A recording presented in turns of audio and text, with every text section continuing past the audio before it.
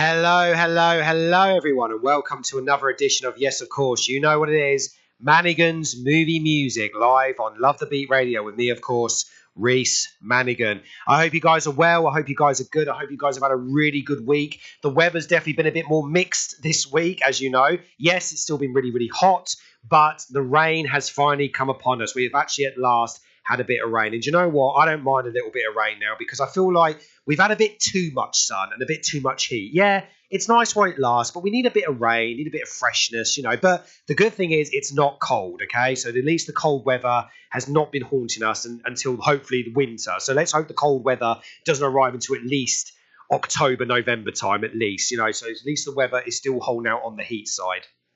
Anyway, enough about the weather. Today, I do have a very special guest with me. I will be introducing to her very soon, and I cannot wait to introduce you to this guest. She's actually probably one of the biggest guests I've actually had on the show, so I'm really, really excited to introduce you to who she's going to be. Unless you, of course, know her, then I will definitely let you know. But that's up to you. In case you don't know your music or you don't know who these people, then who knows? But we'll see. But yes, I do have a really, really special guest joining me today. Also, of course, I want to talk to you about the Totoro theatre play because I went and saw it yesterday and oh my god, it's absolutely incredible. I cannot wait to talk to you about that. So I'm going to talk to you about that much later on into the show. And of course, there is some exciting updates on some movie news that have come out this week. Not a lot, but there has been a couple of exciting movie updates I cannot wait to talk about later on in the show. So that'll be very coming on very soon. So quite a lot of bits of build up. Unfortunately, not any movie reviews today, unfortunately, because I didn't actually see any new movies this week, unfortunately, because like I said, 2025 has not really been a great year for film, and so unfortunately I haven't really had a lot to review about, but that might all change because I'll update you about that very soon. Anyway, let's jump onto the first feel-good track of the day. This is a very well-known little ditty, and I'll be back after this. You're listening to Manigans Movie Music live on Love the Beat Radio. If that doesn't liven up your spirits on a Friday morning, who doesn't? That was Often Batch by Kankan Music on live on Love the Beat Radio by me, Reese Manigan, and I hope you guys have just tuned in. I hope you guys made you feel good on a Friday morning. Right, okay, we are now going to introduce my very special guest today. So let me just go right into the introduction because there's quite a lot I want to coverage here. So she's a singer. She's quite well known. She has been in TV and radio appearances on BBC One, London Live, Talk Radio, GBN News This Morning, Times Radio, and she's even done live performances at Monte Carlo, the Variety Club Show Business Awards, the Ministry of Sound Variety Rocks, and she's even performed live at the QT in Covent Garden. And she's also performing in London on the 29th of July, which I will attend because I can't wait to see her actual live performances. And she's here to talk about her brand new debut album. Please welcome the singer, Rara. Hello, Reese. You alright, darling?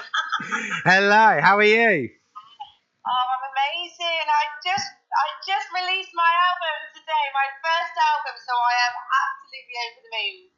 Amazing. Well, we're very over the moon. Well, I'm very over the moon to have you on the show. Oh, I'm so grateful that you've asked me to be here. Thank you so much. No, absolutely. I mean, like I said, why would I not ask you? I mean, you know, I need to get as many awesome guests on the show as possible. And you are, I can honestly say, probably one of the most biggest guests I've had so far on the show. That is no word of a lie.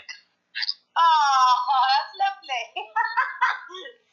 So, if for the people out there who don't know who you are, then obviously they've been living in a closet for God knows how long.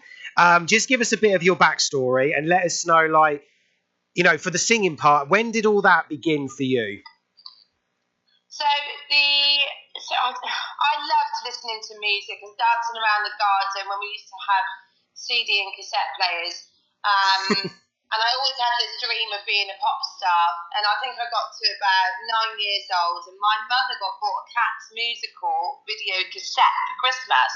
I don't know why, because she wasn't really into musical theatre. Anyway, I was watching this cassette, and I found that song from Elaine Page called Memory, and I fell in love with the song, and I just remember singing it all the time. I learned it word for word.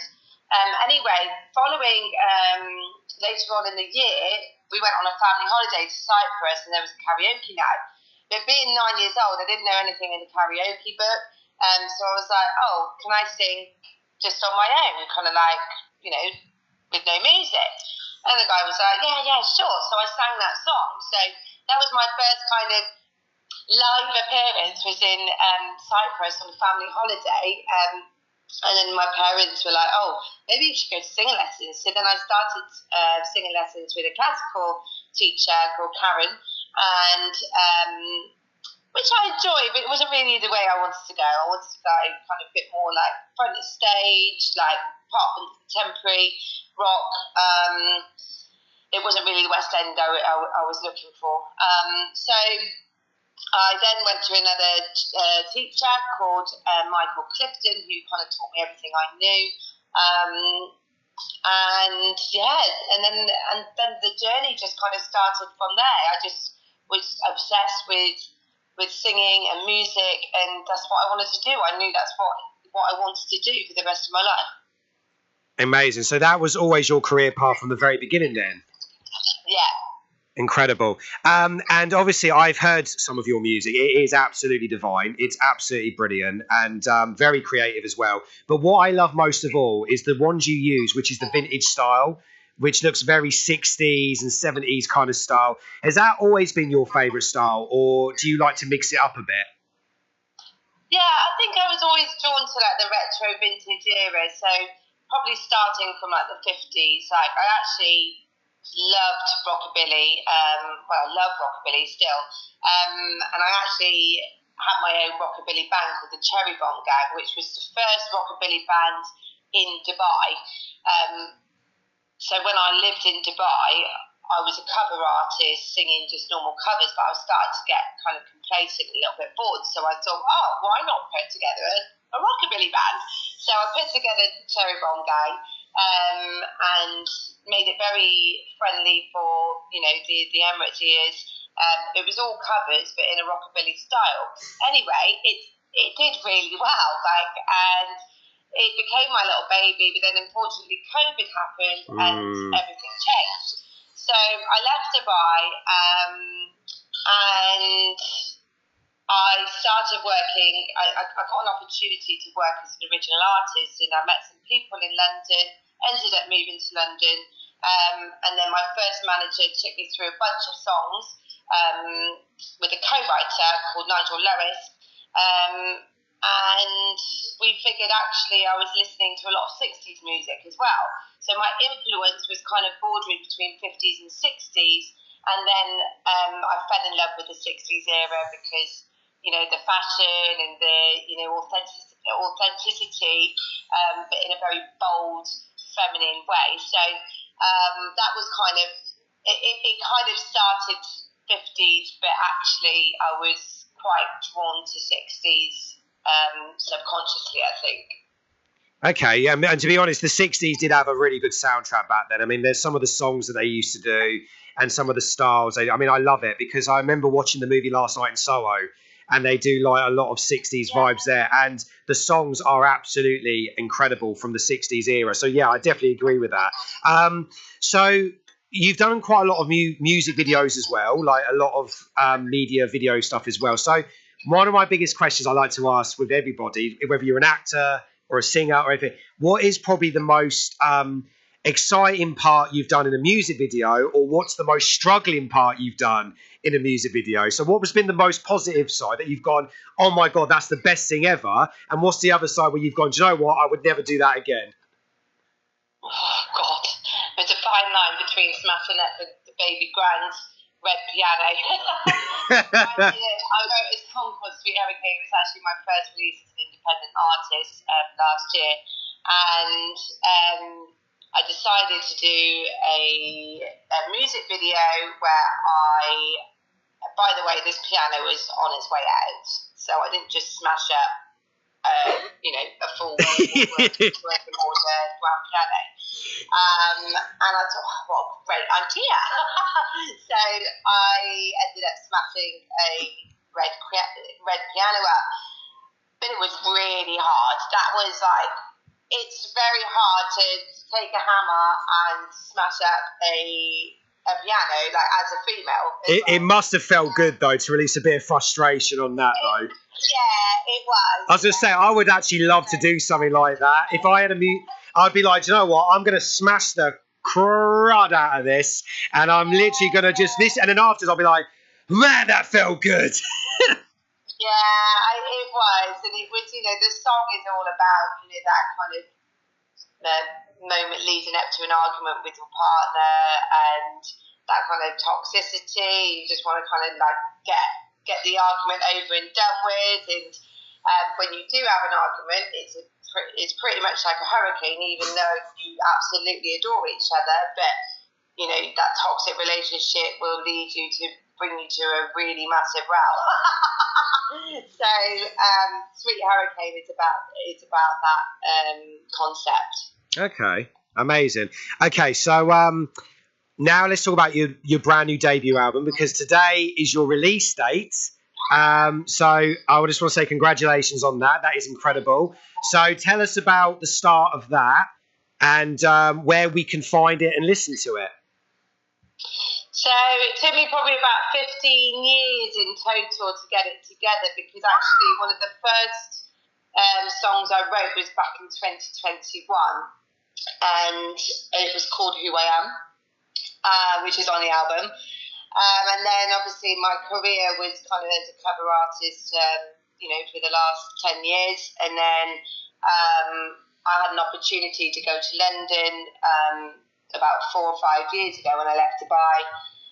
And then that's when I really started working on getting this album done. So, I ended up getting some management and started working with Nigel Lewis, who has written quite a fair few tracks on there. We ended up going to Nashville because I realised actually the American sound is what I wanted. Mm-hmm. And it kind of developed from there. And so the last 4 or 5 years, I've really just got stuck in to working with different producers, collaborating, building the story of the album and kind of my journey. But Welcome to My Life, which is the first track on the album, was actually the song I wrote when I moved to London. So it was kind of about meeting people in the music industry and kind of trying to figure out who's good for you and who isn't. And it was a really, really difficult time because I was kind of like, had a few songs to my name. Nobody really knew who I was. There was no foundation built. So in the last 5 years, I've just built Rara, and it's just amazing to see, to be able to finally release that piece of art, because that is the story in that whole album. It's all real. It's all real experiences. It's all real stories, and I've tried to keep it as authentic as possible. There's even some live stuff on there as well. So I really wanted to bring that kind of authenticity back. Amazing. And probably a very difficult. You can find it on www.raraofficial.com. Okay, there you go, guys. www.raraofficial.com. That's where you can find the debut album. Okay, now a very funny, difficult question. Unless it's not that difficult, who knows? Do you have a particular favourite song that you have done? Oh, that I've done? Oh, yeah. I've just actually done a couple of covers, which I'm going to release, actually. With Mississippi McDonald, we collaborated. But Al Green, Let's Stay Together. I love that song. So, yeah, I mean, favourite covers, it's got to be anything to do with Dusty Springfield or... actually, my favourite song is New York State of Mind by Billy Joel. But actually, my favourite cover to date now is the one that I've just done, which was Al Green, Let's Stay Together. Ah, okay, amazing. All right. So now this debut album's been done and it's finally out there. Do you have any other plans in terms of like the music or performing? Like, do you think like one day you could take this debut album and maybe think about doing like a live concert with it, maybe, or something like that, or like a tour with it? Like, is that one of your inspirations?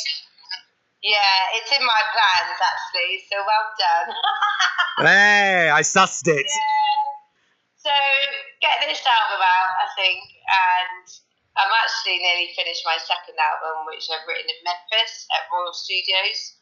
So I collaborated with Boo Mitchell, who is Grammy Awards winning producer, songwriter, multi-instrumentalist, and music engineer, and we ended up working on one song to start with, and then now we've ended up making an album. So we've made an album with my recording band, the High Rhythm Section, which was actually Al Green's band, and many other people's bands as well. They've recorded for everyone.